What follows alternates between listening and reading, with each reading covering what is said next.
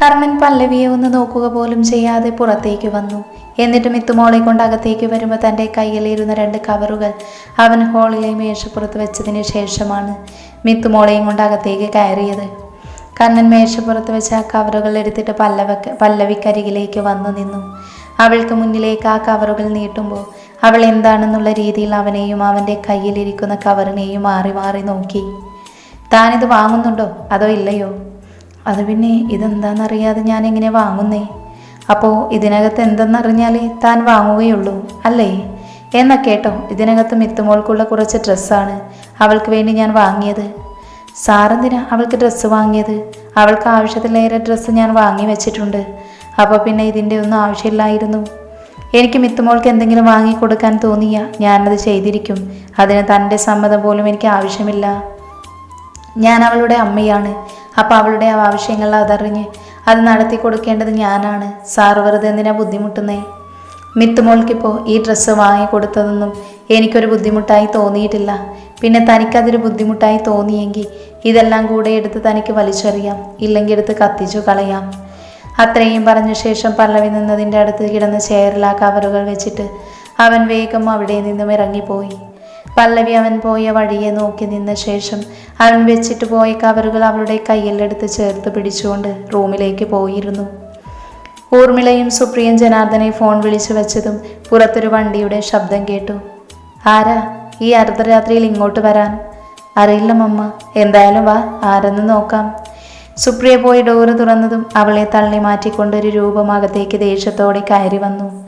അവർക്ക് അവരുടെ ദേഷ്യം നിയന്ത്രിക്കാൻ കഴിയാത്തതുപോലെ അവിടെ ഉണ്ടായിരുന്ന ചെയറിനെ ചവിട്ടിയെറിഞ്ഞു.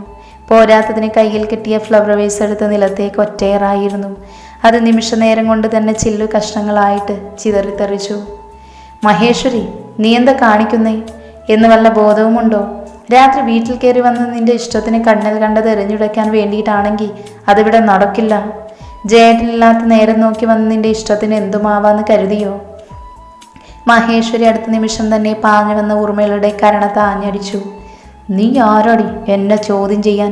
നിന്നോട് മുൻപ് ഞാൻ പറഞ്ഞിട്ടുണ്ട്, വലിഞ്ഞു കയറി വന്നവളൊന്നും എൻ്റെയും എൻ്റെ ആങ്ങളുടെയും കാര്യങ്ങളിൽ ഇടപെടരുതെന്ന്. ആൻറ്റി, ഇത് അന്യായമൊന്നുമല്ലല്ലോ, എൻ്റെ മമ്മയല്ലേ? അതിനൊന്ന് മഹേശ്വരി ചിരിച്ചു. എൻ്റെ അറിവിൽ എൻ്റെ സഹോദരൻ താലികെട്ടി കൂടെ കൂടിയ ഒരാളെ ഉണ്ടായിരുന്നുള്ളൂ, അംബിക. അവളുടെ മകളാണ് നീ. പിന്നെ ഇവളെ ഏതു വഴിയിൽ നിനക്ക് അമ്മയായി വന്നു എന്നുള്ളത് ആർക്കും അറിയാത്ത കാരണമല്ല. എൻ്റെ സഹോദരനെ പറ്റിച്ചു കൂടിയതും പോരോ, എന്നെ എതിർത്ത് സംസാരിക്കാൻ വന്നിരിക്കുന്നു അവൾ. ആൻറ്റി, അത് വിട്ടേക്ക്, മമ്മയ്ക്ക് അബദ്ധം പറ്റിയതാ. അല്ലാതെ അറിഞ്ഞുകൊണ്ട് ആൻറ്റിയോട് ഇങ്ങനെയൊക്കെ പറയുമോ? അറിഞ്ഞുകൊണ്ട് ഇവൾ എനിക്കെതിരെ പറഞ്ഞു നോക്കട്ടെ, ഇവളുടെ നാക്കി പിഴുതെടുക്കും ഞാൻ. ഊർമിള മഹേശ്വരിയോട് കൂടുതലൊന്നും സംസാരിക്കാൻ നിൽക്കാതെ മുകളിലേക്ക് കയറിപ്പോയിരുന്നു. സുപ്രിയ മഹേശ്വരിയുടെ അടുത്തേക്ക് വന്നു നിന്നു. അല്ല ആൻറ്റി, എന്താ ഈ സമയത്ത് പെട്ടെന്ന് ഇവിടെ? എന്തെങ്കിലും പ്രശ്നമുണ്ടോ? പ്രശ്നങ്ങൾ മാത്രമാണല്ലോ ഇവിടെ സംഭവിച്ചുകൊണ്ടിരിക്കുന്നത്. ആൻറ്റി, ഏത് പ്രശ്നത്തിൻ്റെ കാര്യമാണ് പറഞ്ഞു വരുന്നേ? എന്തേ, നീ എന്നിട്ട് അച്ഛനും ഇപ്പം എല്ലാം മറന്നുപോയോ? അതെങ്ങനെ? നിങ്ങൾക്ക് മുന്നിലെ തടസ്സങ്ങളെല്ലാം ഇപ്പോൾ മാറിയല്ലോ. ഇപ്പം എനിക്കും എൻ്റെ മകനും മാത്രമാണല്ലോ പ്രശ്നങ്ങളും തടസ്സങ്ങളുമെല്ലാം. ആൻറ്റിക്ക് തോന്നുന്നുണ്ടോ ഞങ്ങൾ ദത്തേട്ടൻ്റെ കാര്യം മറന്നു എന്ന്? ദത്തേട്ടന് വേണ്ടി ഞാനും അച്ഛനും ഒന്നും ചെയ്യില്ലെന്ന് തോന്നുന്നുണ്ടോ? കഴിഞ്ഞ 2 വർഷമായി ഞാൻ കേൾക്കുന്നു അവന് വേണ്ടി നീയോ ഏട്ടനോ എന്തൊക്കെയോ ചെയ്യാൻ പോകുന്നെന്ന്. പറയുന്നതല്ലാതെ എന്തെങ്കിലും ചെയ്തോ നിങ്ങൾ? ഇല്ലല്ലോ. അവന് വല്ലപ്പോഴും വന്ന് നോക്കാനെങ്കിലും തോന്നിയോ? അതുമില്ല.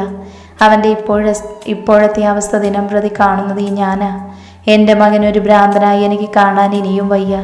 നിൻ്റെയും ഏട്ടൻ്റെയും കൂടെ നിന്ന് പലതും നിങ്ങൾക്ക് വേണ്ടി ചെയ്തു തന്നപ്പോൾ അവന് കിട്ടിയതെന്താ? ഭ്രാന്തന്മാരെ പോലെയുള്ള ജീവിതം. സ്വന്തം മകനായി പോയില്ലേ? ഇല്ലെങ്കിൽ ഞാൻ തന്നെ കൊന്നേനെ. അവൻ്റെ ഈ അവസ്ഥ കാണാൻ കഴിയാത്തത് കൊണ്ട് തന്നെ.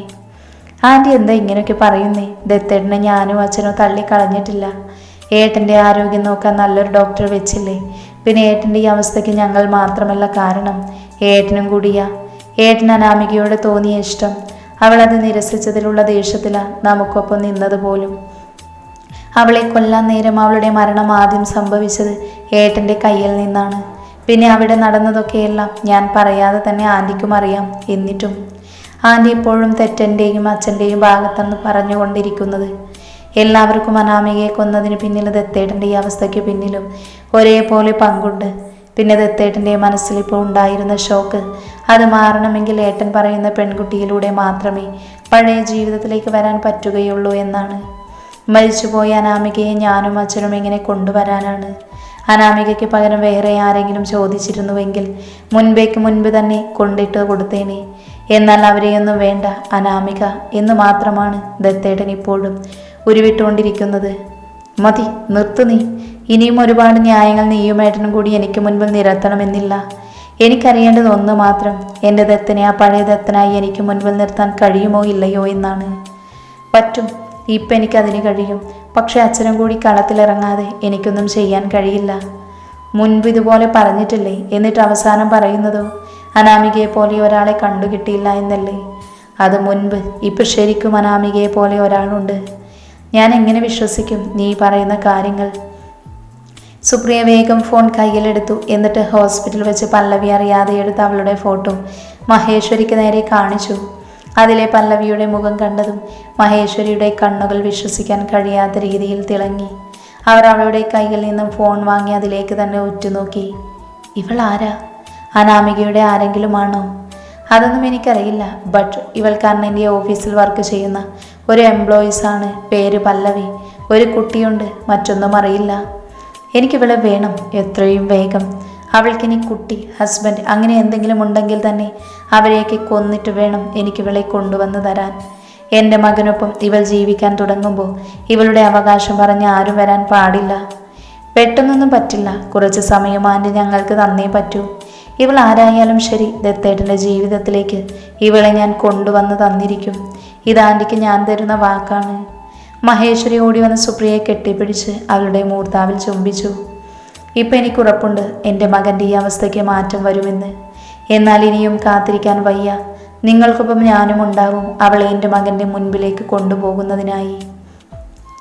സഞ്ജയ് ആവേശത്തോടെ ആ മദ്യം വീണ്ടും വായിലേക്ക് ഒഴിച്ചു. അവസാന ബോട്ടിലും കാലിയായെന്ന് കണ്ടതും അവനവൻ്റെ മുന്നിലിരുന്ന ഓരോ കാലി ബോട്ടിലും നിലത്തേക്ക് വലിച്ചെറിഞ്ഞു പൊട്ടിച്ചു. തപ്പിത്തടഞ്ഞു ബെഡിലേക്ക് വീഴുമ്പോൾ അവൻ്റെ അമ്മയുടെയും പല്ലവിയുടെയും ഫോട്ടോ കയ്യിൽ കിട്ടി. അതിലേക്ക് അവൻ ചുണ്ടുകൾ ചേർക്കുമ്പോഴും അറിയാതെ മിഴികൾ നിറഞ്ഞിരുന്നു. ജീവിതത്തിലാകെ അവനുണ്ടായിരുന്നത് അവൻ്റെ അമ്മ മാധവിയായിരുന്നു. തൻ്റെ അമ്മയ്ക്ക് പറ്റിയ ഒരു തെറ്റിൻ്റെ ഫലമായിരുന്നു താന്. അതോർക്കും തോറും അവൻ്റെ മനസ്സിനെ നിയന്ത്രിക്കാൻ കഴിയാത്ത വിധം ഓർമ്മകൾ പിന്നിലേക്ക് സഞ്ചരിച്ചു. മാധവിയുടെ അടുത്ത കൂട്ടുകാരിയായിരുന്നു മഹി. അവളുടെ ജയേട്ടനുമായുള്ള മാധവിയുടെ പ്രണയത്തിന് കൂട്ടുനിന്നത് മഹിയായിരുന്നു. മഹിയുടെ വീട്ടിൽ മാധവി എപ്പോഴും പോകുമായിരുന്നു. ആ വീടിനുള്ളിലാവുമ്പോൾ മാധവിയുടെയും അവളുടെ ജയേട്ടൻ്റെയും പ്രണയത്തിന് അതിർവരമ്പുകളില്ലായിരുന്നു.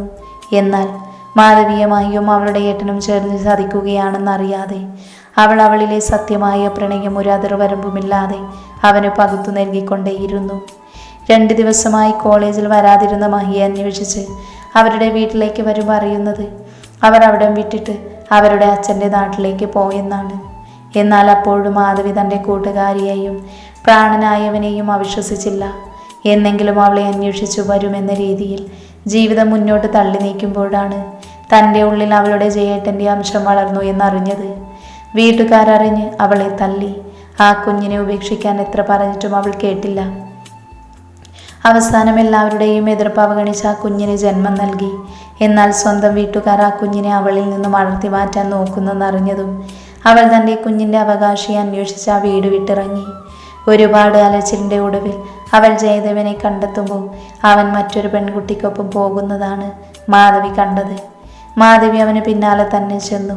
മാധവിയെ ഒട്ടും പ്രതീക്ഷിക്കാതെ കണ്ടതുകൊണ്ട് ആദ്യം അയാൾ ഒന്ന് നടുങ്ങി. എന്നാൽ അയാൾ കൂടെയുള്ള പെണ്ണിൻ്റെ കയ്യിൽ പിടിച്ച് മാധവിക്ക് മുന്നിൽ വന്നു നിന്നു. താൻ താലി കെട്ടാൻ പോകുന്ന പെണ്ണാണിവളെന്നും അയാൾ പറഞ്ഞു. അയാൾക്ക് മുന്നിൽ അവരുടെ പ്രണയത്തിൻ്റെ അംശമായ എന്നെ കാണിച്ചിട്ട് പോലും അയാൾ വ്യത്യാസമുണ്ടായില്ല. അയാൾ മാധവിയുടെ മുഖത്ത് നോക്കി തന്നെ പറഞ്ഞു, ഞാൻ നിന്നെയല്ല നിന്റെ ശരീരത്തെ മാത്രമാണ് സ്നേഹിച്ചതെന്ന്. നിന്നെപ്പോലുള്ള പെണ്ണുങ്ങളെ നേടണമെങ്കിൽ പ്രണയം കൊണ്ടേ പറ്റുകയുള്ളൂ എന്ന്. എൻ്റെ പെങ്ങൾ പറഞ്ഞ ഒറ്റ കാരണം കൊണ്ടാണ് നിന്നോട് ഞാൻ പ്രണയം അഭിനയിച്ചതെന്ന് അയാൾ പറയുമ്പോൾ മാധവി ഒരുപാട് തകർന്നിരുന്നു. തനിക്കും തൻ്റെ കുഞ്ഞിനും ആരുമില്ല, ഞങ്ങളെ ഉപേക്ഷിക്കരുതെന്ന് പറഞ്ഞെങ്കിലും അയാൾ അതൊന്നും കേട്ട ഭാവം നടിച്ചില്ല. അയാൾ അവളുടെ കയ്യിലിരുന്ന കുഞ്ഞിൻ്റെ പുറത്ത് കുറച്ച് നോട്ടുകെട്ടുകൾ വെച്ച ശേഷം ഇനി തൻ്റെ ജീവിതത്തിലേക്ക് ശല്യം ചെയ്യാൻ വരരുതെന്നുള്ള രീതിയിൽ അവനൊരു താക്കീതോടെ പറഞ്ഞിട്ട് അവിടെ നിന്നും പോയിരുന്നു. പിന്നെ അങ്ങോട്ട് പലതിൽ നിന്നും പൊതിഞ്ഞു പിടിച്ച് തന്നെ വളർത്തുന്നുള്ള നെട്ടോട്ടത്തിലായിരുന്നു മാധവി. ആ കൈക്കുഞ്ഞിനെയും കൊണ്ട് പല വീടുകളിലും അടുക്കള ജോലിയും മറ്റും ചെയ്തവനെ വളർത്തി. തൻ്റെ അമ്മയുടെ കഷ്ടപ്പാട് കണ്ട് വളർന്ന തനിക്ക് തൻ്റെ അമ്മയെ റാണിയെ പോലെ ഇനിയുള്ള കാലം നോക്കണമെന്ന് അവൻ കരുതി. എന്നാൽ 10ാം ക്ലാസ്സിൽ ബോർഡിങ്ങിൽ നിന്ന് പഠിക്കുമ്പോഴാണ് അമ്മയുടെ മരണവാർത്ത അവനെ തേടിയെത്തിയത്. ആദ്യം ഒരുതരം മരവിപ്പായിരുന്നു.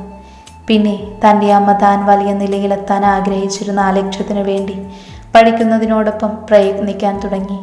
അപ്പോഴും തൻ്റെ അമ്മയുടെ ജീവിതം തകർത്ത തൻ്റെ അച്ഛനെന്ന് പറയുന്ന മനുഷ്യനോടും അയാളുടെ സഹോദരിയോടുമുള്ള ദേഷ്യം അവൻ്റെ മനസ്സിൽ നുരഞ്ഞു പൊങ്ങിക്കൊണ്ടേയിരുന്നു.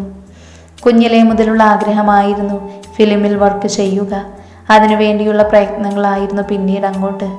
അതിനു വേണ്ടിയിട്ട് മനസ്സിനിഷ്ടമില്ലാത്ത പലതും മനസ്സോടെ ചെയ്യേണ്ടി വന്നു.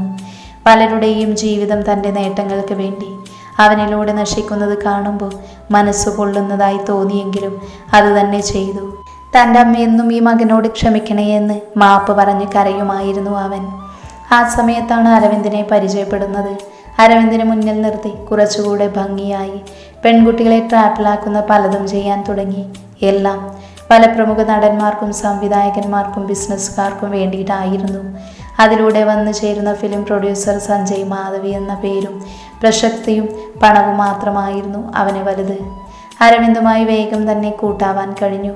അരവിന്ദിൻ്റെ സഹോദരിയുടെ കല്യാണത്തിന് അവൻ്റെ നാട്ടിലേക്ക് കല്യാണത്തിന് ഒരാഴ്ച മുന്നേ എത്തിയിരുന്നു. അരവിന്ദ് വർക്ക് ചെയ്യുന്ന കമ്പനിയിലെ ഓണറാണെന്ന് പറഞ്ഞാണ് വീട്ടുകാർക്ക് പരിചയപ്പെടുത്തിയത്. അതുകൊണ്ട് തന്നെ അവിടെയുള്ള എല്ലാവർക്കും അവനോട് പ്രത്യേക സ്നേഹം തോന്നി. അരവിന്ദിനൊപ്പം നാട് കാണാൻ ഇറങ്ങിയതായിരുന്നു അന്ന്. അപ്പോഴാണ് ആരോ ഒരാൾ എന്നെ ഇടിച്ചിട്ട് വേഗം ഓടിപ്പോകുന്നത് കണ്ടത്. ഞാൻ മുന്നിലേക്ക് നോക്കുമ്പോൾ പച്ചയും മഞ്ഞയും കളർ ധാവണിയെടുത്തൊരു പെൺകുട്ടി മുന്നിലേക്ക് ഓടി മറയുന്നതാണ് കണ്ടത്. അവളുടെ മുഖം തനിക്ക് കാണാൻ കഴിഞ്ഞില്ല. അരവിന്ദിനൊപ്പം അവിടെ മൊത്തം ചുറ്റി നടന്ന് കാണുമ്പോഴും ആ പെൺകുട്ടി ആരെന്നറിയാൻ മനസ്സ് വീണ്ടും വെമ്പൽ കൊണ്ടു.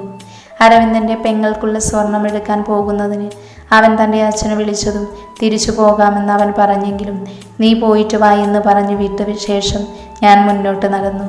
കുറച്ചു ദൂരം മുൻപിലേക്ക് വന്നതും അമ്പലവും അമ്പലക്കുളവും കണ്ടപ്പോൾ എന്തുകൊണ്ടോ അമ്മയെ ഓർമ്മ വന്നു. അമ്മ ഉണ്ടായിരുന്നപ്പോൾ ഒരിക്കലും മുടക്കം തെറ്റിച്ചിട്ടില്ല അമ്പലത്തിലേക്കുള്ള വരവ്. അമ്മ വിട്ടുപോയതിനു ശേഷം ആ നടയിലേക്ക് ഒരിക്കലും വന്നു നിന്നിട്ടില്ല. എന്തോ അമ്മയ്ക്കൊപ്പമല്ലാതെ അവിടേക്ക് പോകാൻ മനസ്സനുവദിക്കാത്ത പോലെ. അങ്ങനെ പലതും ആലോചിച്ച് നിൽക്കുമ്പോൾ മനസ്സിൻ്റെ ഉള്ളിലിരുന്ന ആരോ ഒരാൾ ആ അമ്പലത്തിലെ പടികൾ മുന്നോട്ട് കയറാൻ പ്രേരിപ്പിക്കുന്ന പോലെ. ആദ്യം മനസ്സൊന്ന് മടിച്ചെങ്കിലും പിന്നെ എന്തോ ഉൾപ്രേരണയിൽ ആ പടികൾ നടന്ന് കയറുമ്പോൾ കണ്ടു കുറച്ചു മുൻപേ തന്നെ ഇടിച്ചിട്ട് പോയ അതേ ധാവണിക്കാരി അമ്പലത്തിൻ്റെ അകത്തായി ഒരിടത്തിരുന്ന് തൻ്റെ മുൻപിലിരിക്കുന്ന കൂട്ടുകാരികളോടും ആൻറ്റിമാരോടൊപ്പം കളിച്ച് ചിരിച്ചിരിക്കുന്നു. ഭഗവാന് ചാത്താൻ വേണ്ടിയുള്ള പൂക്കൾ കെട്ടുന്നുണ്ട്. എന്തുകൊണ്ടോ അവളിൽ നിന്നും കണ്ണെടുക്കാൻ തോന്നിയില്ല. അവളുടെ ഓരോ ചലനവും സംസാരവും ചിരിയും കളിയുമൊക്കെ ആദ്യമായെന്ന പോലെ ഒരുപാട് ഇഷ്ടത്തോടെ നോക്കി നിന്നു. അവളിൽ നിന്നും തന്നെ കണ്ണുകളെ പിൻവലിക്കാൻ കഴിയാത്ത പോലെ. ആരോ പിന്നിൽ നിന്നും തന്നെ തട്ടി വിളിക്കുമ്പോഴും അവളിലുള്ള നോട്ടം മാറ്റിയിരുന്നില്ല. അവസാനം തൻ്റെ മുൻപിൽ അവളെ മറച്ചുകൊണ്ടൊരു മുത്തശ്ശി തടസ്സമായി നിന്നു. ഞാൻ കണ്ണുകൾ അവരിൽ ആരെന്നുള്ള രീതിയിൽ നോക്കുമ്പോൾ അവർ എന്നെ രൂക്ഷമായി നോക്കി നിന്നു. എന്താ പെൺപിള്ളേരെ കണ്ടില്ലേ മോന് ഇതിനു മുന്നേ? അത് പിന്നെ നിന്ന് തപ്പിത്തടഞ്ഞ് സംസാരിക്കാൻ നിൽക്കണ്ട. തൊഴാൻ വന്നതാണെങ്കിൽ തൊഴുതിട്ട് പോകണം, അല്ലാതെ പെൺപിള്ളേരെ വായിൽ നോക്കി നിൽക്കുവല്ല വേണ്ടത്. സഞ്ജയ് അപ്പോഴും അവളെ പാളി നോക്കി. അപ്പോഴാണ് പല്ലവിന്ന് ആരോ അവളെ വിളിക്കുന്നത് കേട്ടത്. കയ്യിൽ അവൾ കെട്ടിയെടുത്ത പൂവുമായി അവൾ അവിടെ നിന്ന് നടന്നു പോയതും അവൾക്ക് പിന്നാലെ ചെല്ലാൻ മനസ്സുകൊണ്ട് വെമ്പൽ കൊണ്ടു.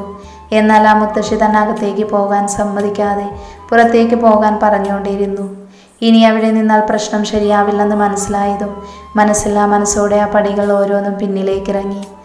അപ്പോഴും ഞാൻ തിരിഞ്ഞിടയ്ക്കിടയ്ക്ക് പിന്നിലേക്ക് നോക്കുമ്പോൾ ആ മുത്തശ്ശി എന്നെ തന്നെ ദേഷ്യത്തിൽ നോക്കി അവിടെ തന്നെ നിൽപ്പുണ്ടായിരുന്നു. ഓരോ പടികളും മനസ്സില്ലാ മനസ്സോടെയാണ് ഇറങ്ങിയത്. അപ്പോഴും മനസ്സിൽ അവളെ ഒന്നുകൂടെ കാണാൻ കഴിഞ്ഞിരുന്നെങ്കിലെന്ന് മാത്രമായിരുന്നു. അന്നത്തെ രാത്രി എത്ര തന്നെ ഉറങ്ങാൻ കിടന്നിട്ടും നിദ്ര ഒരു രീതിയിലും എന്നിലേക്ക് വന്നില്ല.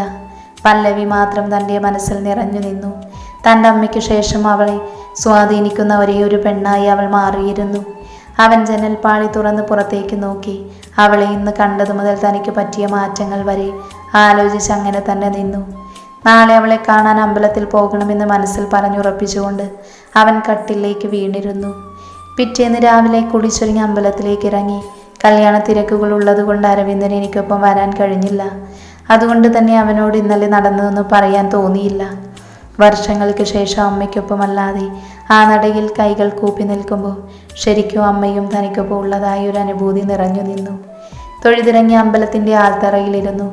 എന്നാൽ അന്നത്തെ ദിവസം അവളെ അവിടെയൊന്നും കണ്ടില്ല. ഇനി വന്നിട്ട് പോയി കാണുമോ, അതോ ഇനിന്ന് വരില്ലേ? അതൊക്കെ ഓർത്ത് നട അടക്കുന്നത് വരെ അവിടെ തന്നെ ഇരുന്നു. എന്നാൽ അന്നത്തെ ദിവസം പല്ലവി അവിടെ അവന് കാണാൻ കഴിഞ്ഞില്ല. തിരിച്ചവൻ വിഷമത്തോടെ വീട്ടിലേക്ക് മടങ്ങുമ്പോൾ കണ്ടു തൻ്റെ കൂട്ടുകാരികൾക്കൊപ്പം ഊഞ്ഞാലാടി ചിരിച്ചു കളിക്കുന്ന പല്ലവിയെ.